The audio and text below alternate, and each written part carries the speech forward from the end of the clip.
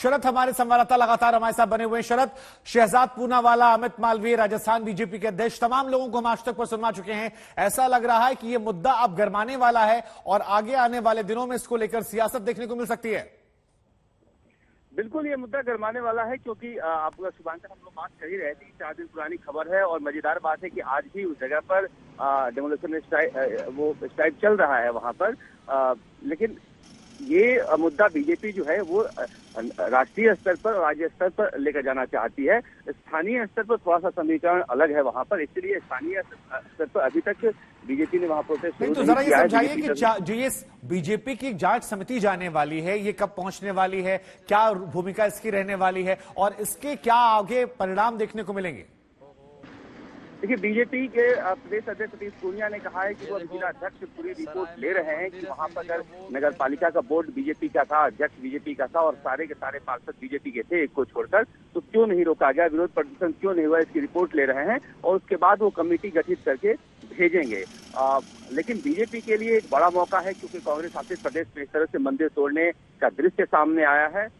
इसे लेकर बीजेपी राष्ट्रीय स्तर पर, राज्य स्तर पर अपना विरोध प्रदर्शन कर रही है। मजेदार बात यह है कि अभी प्रेस कॉन्फ्रेंस चल रही है कांग्रेस के विधायक का वहीं पर, जहां पर ये मंदिर तोड़ा गया है बीजेपी के खिलाफ, और थोड़ी देर में कांग्रेस का जयपुर में भी होने वाला है प्रेस कॉन्फ्रेंस बीजेपी के खिलाफ।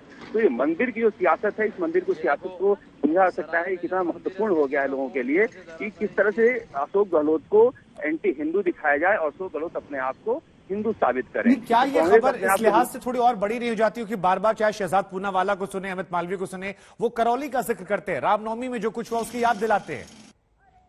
हाँ, करौली का ही एक्सटेंशन है ये, करौली से जोड़ कर इसे देखा जा रहा है, क्योंकि शुभांकर बार बार आप जो सवाल पूछ रहे थे सतीश पूनिया से, तो वो बार बार करौली पर लेकर जा रहे थे। उनकी मजबूरी भी थी करौली पर लेकर जाना, क्योंकि अब मैं वही कह रहा हूँ आपसे कि राजगढ़ में बीजेपी का बोर्ड है और जिला परिषद और जिला नगर पालिका में नगर पालिका अध्यक्ष भी बीजेपी के हैं, तो थोड़ा सा करौली के ऊपर डाइवर्ट करना होगा। करौली इनके लिए बड़ा मुद्दा है और जिस तरह से गिरफ्तारियां हो रही हैं करौली में, वहां पर एक जो हिंदू जो गिरफ्तार हो रहे हैं उसे लेकर वहां पर बीजेपी एक माहौल बना रही है। आपको पूर्वी राजस्थान को समझना होगा शुभांकर, की पूर्वी राजस्थान में बीजेपी की एक भी सीट नहीं आई थी 4 जिलों में, और यहीं से हारने की वजह से बीजेपी सत्ता से गायब हुई थी। और पूर्वी राजस्थान में का केंद्र बिंदु है करौली। करौली अगर ये माहौल बना लेती है बीजेपी, तो यकीन मानिए कि कांग्रेस का जो बैस्टियन है उसमें ये घुस जाएंगे। इसलिए करौली इनके लिए बहुत महत्वपूर्ण है। करौली ये छोड़ने वाले नहीं है। पूर्वी राजस्थान की एक भी सीट ना आने की वजह से बीजेपी सत्ता से गई थी, और इस बार अगर करौली के मुद्दे को जिस तरह से गरमा रहे हैं, निश्चित रूप से कांग्रेस डिफेंसिव है, क्योंकि एक भी हिंदू को आप पकड़ते हो तो आप एंटी हिंदू बनते हो, और कांग्रेस एंटी हिंदू वहां पर बन रही है। इस तरह का माहौल है यहाँ पर। हम भी जाकर करौली जाकर आए थे, ज्यादातर हिंदू परिवार के जो बच्चे पकड़े गए हैं वो आकर बता रहे थे कि हमने कोई हिंसा नहीं की है, उसके बावजूद आतंकवादियों की तरफ पुलिस हमें घर से उठाकर ले जा रही है। तो निश्चित रूप से बीजेपी इसमें सफल हुई है और चाहेगी कि इसको बड़े स्तर पर राजस्थान में करौली को नहीं। तो क्या अगर शरद एक लाइन में कहें तो क्या राजस्थान में तनाव है, क्योंकि वहां अगले साल होने वाले चुनाव है? बिल्कुल तनाव है। अशोक गहलोत के लिए एक बड़ी परेशानी का सबब है ये मंदिर मस्जिद विवाद, और अशोक गहलोत ये समझते हैं, क्योंकि सभी जाकर दिल्ली में भी कहते हैं, आप सुने होंगे कि प्रशांत किशोर से मिलने से हैं कि मुझे हिंदू होने पर गर्व है, और जयपुर में भी कहकर गए थे कि मैं हिंदू हूं और हम लोग हिंदू होने पर गर्व करते हैं। तो ये बार बार उनका हिंदू हिंदू कहना है, ये इस मजबूरी को समझते हैं कि बीजेपी जिस पिच पर खेल रही है उस पिच पर इनके पास कुछ है नहीं डिफेंसिव होने के सिवाय, क्योंकि इस तरह के अगर कहीं भी एक पिच से आ जाते हैं तो कांग्रेस के लिए भारी है। लोग मानेंगे कि कांग्रेस की यहाँ पर सरकार है और कांग्रेस की सरकार रहते हुए इस तरह से मंदिर गिराया गया है। भले ही आप दूसरी दलील दे दीजिए कि वहाँ पर स्थानीय स्तर पर बीजेपी की सरकार है, बीजेपी के पार्षद वहाँ पर मौजूद थे जब गिराया गया था, उनकी देखरेख में कार्रवाई हो रही थी, लेकिन बड़ी पिक्चर जो बीजेपी शरद देखिए, आपने एक बहुत अच्छी बात की, इसी से मैं अपना अगला सवाल पूछता हूँ। क्या एक परसेप्शन बना दिया गया, कांग्रेस की सरकार है और वहां पर एक मंदिर गिरता है, बीजेपी जा रही है या साबित कर रही है कि देखिए कांग्रेस हिंदुओं के खिलाफ है, इसी परसेप्शन को बीजेपी आगे बढ़ाना चाह रही है? भले ही जो बात हम कर रहे हैं कि देखिए वहां पार्षद नगर पालिका अध्यक्ष जो है राजगढ़ में वो बीजेपी का है, लेकिन शायद उस ध्यान बाकी लोग भी नहीं दे रहे हैं।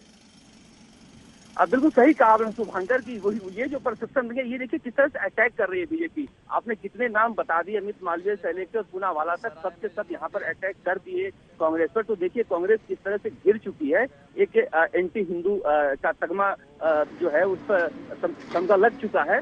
तो तो ये कहा जा सकता है कि कांग्रेस जो है डिफेंसिव है और कांग्रेस इसीलिए बार बार हिंदू हिंदू कहना शुरू कर दिया है। यहाँ पर एक परसेप्शन कांग्रेस के बारे में बन गया है कि ये एंटी हिंदू है। देखिए बार बार ये प्रचारित भी कर रहे हैं। अब तो प्रेस कॉन्फ्रेंस से बीजेपी के नेता कहने लगे हैं, मोहम्मद अशोक गहलोत खान, आप परसों की प्रेस कॉन्फ्रेंस करें तो अखबारों की सुर्खियां थी, बीजेपी के राज्यसभा सांसद डॉक्टर फिरोज मीणा ने इसी नाम से संबोधित किया। तो एक खांचे में अगर रख दिया जाता है 20% वाला और 80% वाला जो उत्तर प्रदेश चुनाव में हुआ है, तो निश्चित मानिए कि बीजेपी के लिए बहुत ज्यादा मुश्किल नहीं होगी। 80 बनाम 20 का अगर खेल हो जाता है, यहाँ तो 20 भी नहीं, यहाँ तो 90 बनाम 10 का माहौल है। तो निश्चित रूप से बीजेपी चाहेगी कि अगर इस तरह के दृश्य आते हैं तो उसे भुनाया जाए। मगर ये कांग्रेस की कमजोरी है। अगर 4 दिन पहले मंदिर तोड़े गए थे और मंदिर तोड़ने में अगर ठीक है, नगर पालिका का चेयरमैन है, नगर पालिका का बोर्ड है, बोर्ड ने तय किया है ये डिमोलिशन ड्राइव, लेकिन आपके अधिकारी थे वहां पर, आपकी एक भी पार्षद था, आपके विधायक थे, तो आपकी जिम्मेदारी बनती थी इस मुद्दे को उठाना। जब इतना इस पिच पर बीजेपी खेल रही है तो कांग्रेस इस तरह से डिफेंसिव होकर नहीं रह सकती है, लेकिन यहाँ पर डिफेंसिव दिख रही है, जिसकी वजह से उसका एक पूरा पेंटअप कर दिया जाता है कि ये एंटी हिंदू है और इसके लिए कांग्रेस भी कहीं न कहीं दोषी है। इस तरह से अगर मंदिर गिराया जाता है तो उन्हें फूंक फूंक कर कदम रखना होगा, क्योंकि वो जिस लेंस से देखे जा रहे हैं वो एंटी हिंदू लेंस से देखे जा रहे हैं। बिल्कुल और यही वजह है कि शायद शहजाद पूनावाला भी कह रहे थे कि देखिए कहीं आप जनेऊधारी पंडित बन जाते हैं। लेकिन शरद, एक सवाल फिर जहन में और आता है कि हाल फिलहाल में खबर यह भी आई थी कि वहां पर एक मजार को दोबारा बनाया गया था, तो क्या ये भी वो चीजें हैं जो उस चश्मे से कांग्रेस को देखने मजबूर करती है और वो उम्मीद जो है वो इस मंदिर को लेकर भी शायद कुछ लोग या कुछ संगठन करना चाहेंगे?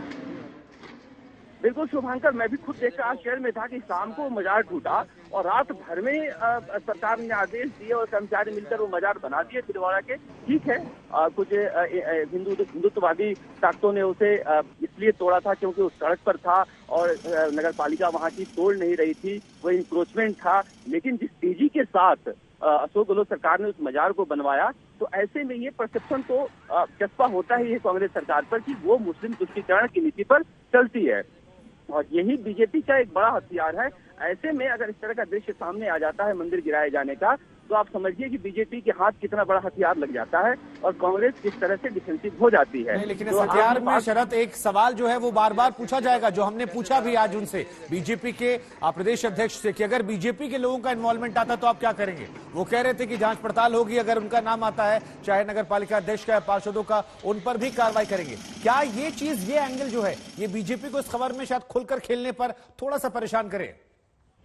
नहीं, ये दिल्ली में खुलकर खेल लेंगे, क्योंकि दिल्ली में कोई सवाल पूछने वाला नहीं होगा। जयपुर में खुलकर खेल लेंगे, राजगढ़ में खेलने की जरूरत नहीं पड़ेगी। देखिए ये स्ट्रेटेजी जो बीजेपी का है ना, उसका कोई मैच नहीं है। आप दिल्ली में अगर ये सवाल कहा जाएगा तो वहाँ दिल्ली में बड़ी पिक्चर है कि अशोक गहलोत की सरकार है। आप राजगढ़ में जाइएगा तो वहाँ राजगढ़ में बीजेपी के खिलाफ माहौल है, क्योंकि वहाँ बोर्ड जो बीजेपी का है।